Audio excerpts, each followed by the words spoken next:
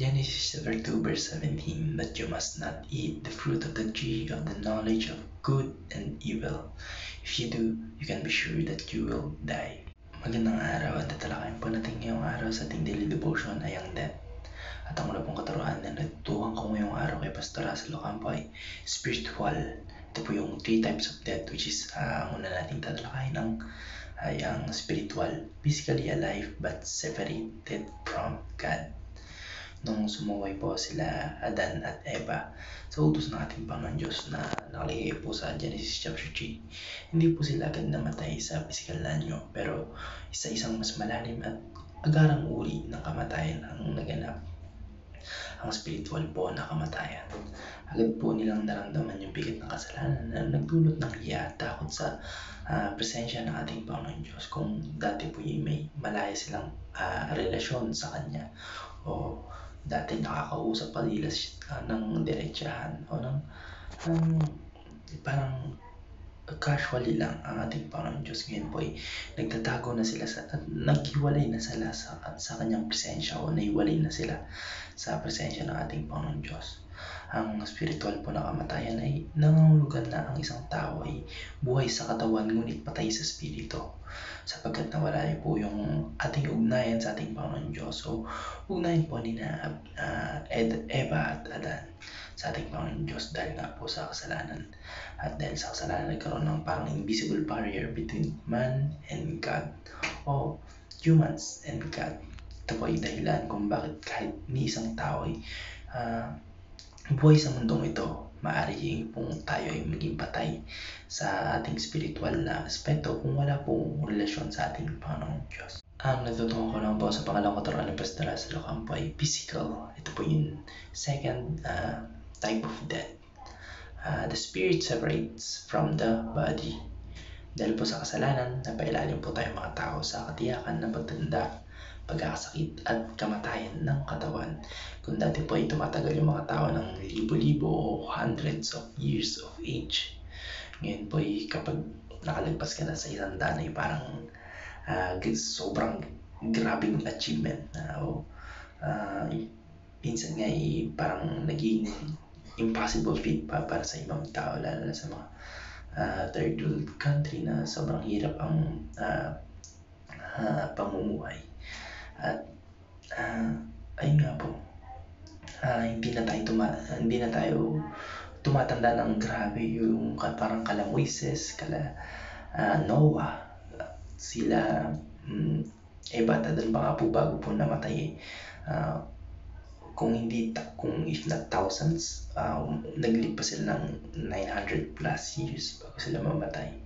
Kaya ang physical death po ay isang malungkot na resulta ng pagsuway, sapagkat sa original po na plano ng ating Panginoon Diyos, ang tao ay nilikha upang mamuhay sa isang perpektong mundo ng walang kasalanan at walang kamatayan.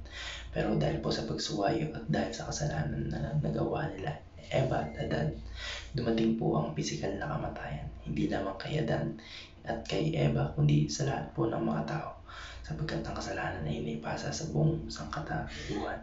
Ang natutuhan ko naman po sa pangatlong katuruan ni Pastor Russell Ocampo ay ang eternal o ang final and eternal separation from God. Ito po ang panghuli, at ito rin yung pinakamalala na kamatayan, kasi na mag-asala po sila Adan at Eva, nagsimula po yung proseso ng kamatayan, which is binanggit na kanina. Ang unang kamatayan po yung kanilang spiritual na kaugnayan sa ating Panginoon Diyos. Doon po naganap ang unang pagkamatay, o yung first stage of yung third or final stage of death, yung spiritual na kamatayan, o yung eternal death. Nung makagawa po sila ng kasalanan ay namatay na kaagad yung kanilang spiritual na buhay. Meron na lang naman silang physically alive but spiritually dead po sila Adan at Eva nung nakagawa na sila ng kasalanan. Kaya yung una pong namatay, yung kanila pong mga spiritual na kaugnayan sa ating Panginoon Diyos. Sumunod po yung physical na kamatayan, at kung hindi dahil sa biyaya ng ating Panginoon Diyos o dahil sa grace of our God, maaaring ang kasalanan po niya ay nagdala sa kanya ng walang hanggang kapahamakan.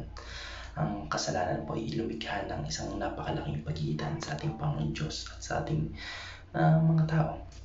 Kagaya nga po ng palagi kong sinasabi, yung sin o yung kasalanan ay nagdulot ng parang invisible barrier between man and God. Yun po yung nag-separate sa atin para hindi natin marinig yung boses ng ating Panginoon Diyos. Kung minsan ay gusto niya tayong iligtas, o palagi niya tayong gusto iligtas. Sa mga time na gusto niya tayong iligtas sa mga decisions na mga alam niya makakamali sa atin, ay dahil sa sin, dahil sa kasalanan, hindi natin yun marinig. Parang nabibigyan na tayo dahil nabulog na tayo ng kasalanan. Kaya ang kasalanan po ay lumikha ng isang napakalaking pagitan sa pagitan po ng ating Panginoon Diyos at ng sangkatauhan. At kung hindi ito na masusolusyonan, ito po ay haantong sa isang permanenteng paghiwalay mula sa Kanya na magre-result ng eternal death o spiritual death, which is the worst death in this tree. At ang walang hanggang kamatayan po na tinatawag ding walang kamatayan, ikalawang kamatayan rather. Sorry, medyo inaantok na kaya yun, eternal death o tinatawag ng kalawang kamatayan ay pinakamatinding anyo ng kamatayan sa tatlo.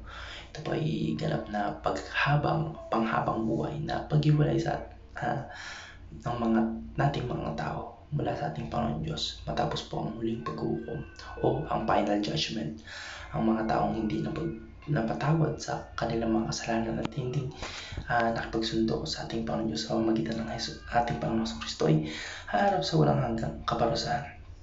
Ang mga nasumpungang nakasulat sa aklat ng buhay o sa Bible ay itatapon sa lawa ng apoy o sa dagat-dagatang apoy. Ito po yung sorry, medyo distracted ako sa away ng pusa sa labas.